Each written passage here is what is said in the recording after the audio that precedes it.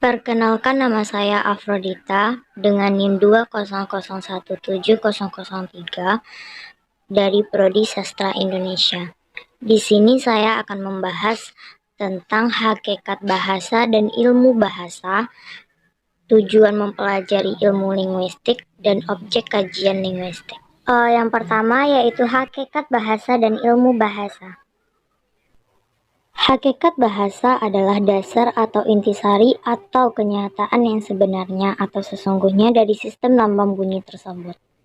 Sedangkan ilmu bahasa adalah ilmu tentang bahasa atau ilmu yang menjadikan bahasa sebagai objek kajiannya, atau lebih tepatnya lagi telaah ilmiah mengenai bahasa manusia. Kita lanjut saja kepada hakikat bahasa dan ilmu bahasa. A. Bahasa sebagai sebuah sistem.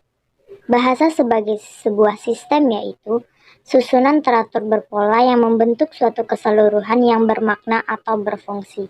Sistem terbentuk oleh sejumlah unsur atau komponen yang saling berhubungan secara fungsional. B. Berwujud lambang. Kata atau gabungan kata dalam bahasa terdiri atas lambang-lambang bunyi. Kata-kata tersebut mengandung makna. Melalui lambang manusia berkomunikasi. Lambang yang dipakai tentunya masih berada dalam kawasan bahasa yang dapat kita pahami. C. Bahasa berupa bunyi. Maksudnya adalah bunyi-bunyi tertentu yang dapat keluar atau dihasilkan dari alat ucap manusia, yaitu mulut. D. Bahasa bersifat arbitrer atau manasuka. Arbitrer berasal dari arbitrary atau dipilih secara acak tanpa alasan. Sedangkan manasuka berarti seenaknya, asal bunyi. Tidak ada hubungan logis antara kata-kata sebagai simbol dengan yang disimbolkan. E. Bahasa bersifat dinamis. Maksudnya adalah keterikatan dan keterkaitan bahasa dengan manusia, bahwa dalam kehidupan kegiatan manusia selalu berubah sehingga bahasa pun ikut berubah. Perubahannya dapat berupa pertambahan unsur maupun perubahan bentuk atau makna. F. Bahasa bersifat produktif. Maksudnya yaitu meskipun unsur-unsur bahasa terbatas jumlahnya, dapat dibuat dengan satuan-satuan bahasa yang jumlahnya tidak terbatas, tetapi tetap sesuai dengan sistem yang berlaku pada bahasa itu sendiri. G. Bahasa itu unik. Maksudnya adalah bahasa mempunyai ciri khas spesifik yang tidak dimiliki oleh bahasa lain. Ciri khas ini dapat menyangkut sistem pembentukan kata, sistem pembentukan kalimat, atau sistem lainnya. Di Indonesia sendiri terdapat beragam bahasa daerah yang mempunyai makna yang sama tetapi dalam pengucapan yang berbeda. H. Bahasa itu universal. Maksudnya adalah ciri-ciri yang sama dimiliki oleh setiap bahasa di dunia. Setiap bahasa memiliki satuan bahasa yang bermakna, yaitu kata, frasa, klausa, kalimat, dan wacana. Namun, tergantung kepada bagaimana satuan-satuan tersebut dibentuk. I. Bahasa itu bervariasi. Menurut CHAR 2012, ada 3 istilah yang perlu diketahui sehubungan dengan variasi bahasa, yaitu idiolek, dialek, dan ragam. Idiolek bersifat perorangan atau setiap orang mempunyai gaya bicaranya masing-masing, sedangkan dialek digunakan sekelompok masyarakat pada suatu tempat tertentu. J. Bahasa bersifat manusiawi. Manusia adalah makhluk rasional yang berakal budi dengan segala macam kelebihannya. Manusia dapat memikirkan masa lalu, masa kini, dan masa yang akan datang, serta dapat menyampaikan kepada orang lain melalui alat komunikasinya, yaitu bahasa. K. Bahasa bersifat konvensional. Maksudnya yaitu konvensional terletak pada kepatuhan penutur bahasa atau manusia dalam menggunakan lambang sesuai dengan konsep yang dilambangkannya. Yang terakhir yaitu bahasa itu bermakna. Maksudnya, setiap kata yang bermakna memiliki keterkaitan dengan kata lainnya, atau pada satu kalimat yang diucapkan memiliki makna tersendiri. Baiklah, kita akan masuk ke nomor 2, yaitu tujuan mempelajari ilmu linguistik. Menurut Yendra, linguistik adalah sebuah bidang ilmu yang mengkaji dan mempelajari segala sesuatu tentang bahasa, mulai dari bentuk, fungsi, makna, nilai, dan wacana secara ilmiah.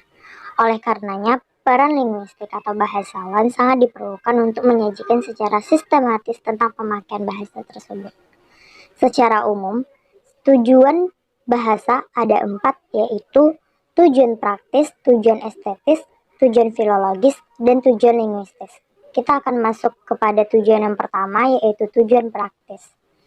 Tujuan praktis mempelajari bahasa dengan tujuan agar pembelajar bahasa mampu menggunakannya untuk berkomunikasi secara baik, benar, dan lancar. Yang kedua yaitu tujuan estetis, atau seseorang dapat memahami dan menggunakan bahasa secara indah dan menarik. Bahasa dapat dikemas dalam gaya tertentu, lalu diungkapkan dengan lisan atau tulis, sehingga ada kesan estetika yang muncul dari bahasa tersebut. Yang ketiga yaitu tujuan filologis.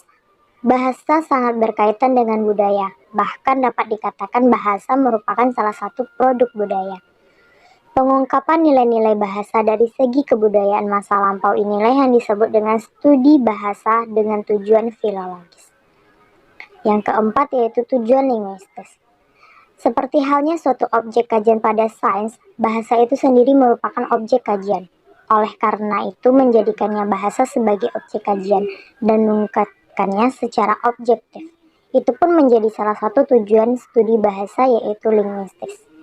Penelitian linguistik dapat dilakukan baik pada tataran linguistik makro atau linguistik makro. Baik, kita akan memasuki yang ketiga yaitu objek kajian linguistik. Objek kajian linguistik itu tersendiri adalah bahasa. Bahasa memiliki karakteristik khusus yang tidak dapat disamakan dengan bahasa pada hewan atau komunikasi lain yang dihasilkan selain dari alat ucap manusia.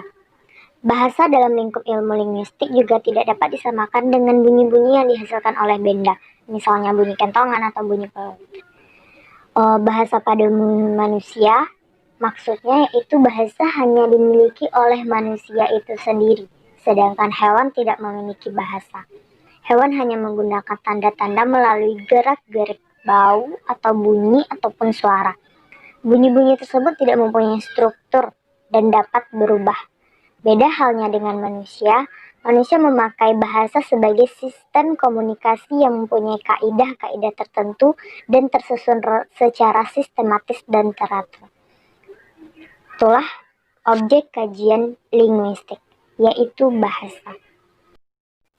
Itulah pembahasan kita pada kali ini, yaitu tentang hakikat bahasa dan ilmu bahasa, tujuan mempelajari ilmu linguistik dan objek kajian ilmu linguistik. Sekian dari saya, semoga bermanfaat untuk kita semua. Terima kasih.